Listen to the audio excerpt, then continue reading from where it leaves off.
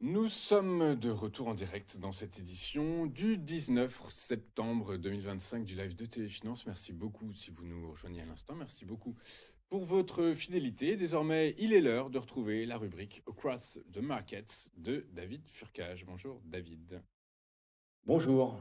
Merci d'être avec nous ce matin. Vous êtes David, CEO de IOF Capital, avec nous pour nous aider à comprendre comment évoluent les marchés et éventuellement nous proposer des stratégies d'investissement sectorielles.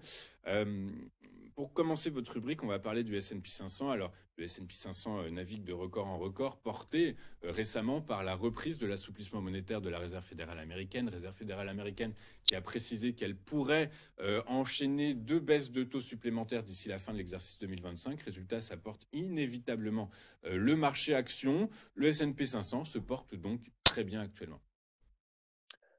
Effectivement, la semaine dernière, sur votre plateau, nous avons évoqué la politique de la Banque centrale américaine, notamment la trajectoire des taux d'intérêt en fonction d'un certain niveau de probabilité.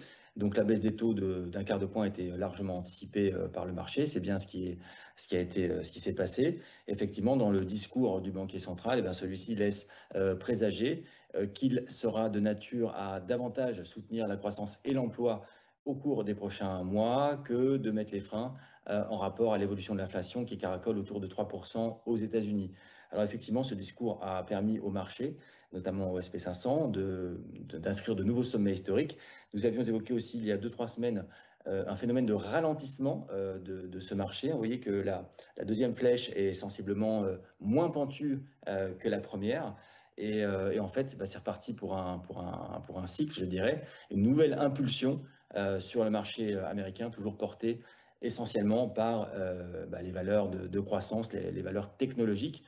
Cela dit, les 493 autres valeurs ne sont pas en reste, puisque si vous observez l'évolution du tracker XMAG, c'est-à-dire celui qui exclut les 7 principales, les Magnificent Seven en fait, et donc les 493 autres, eh bien il n'est pas en reste puisqu'il porte le marché également plus haut, donc c'est un mouvement quasi général qui permet au SP500 d'inscrire donc de nouveaux sommets historiques.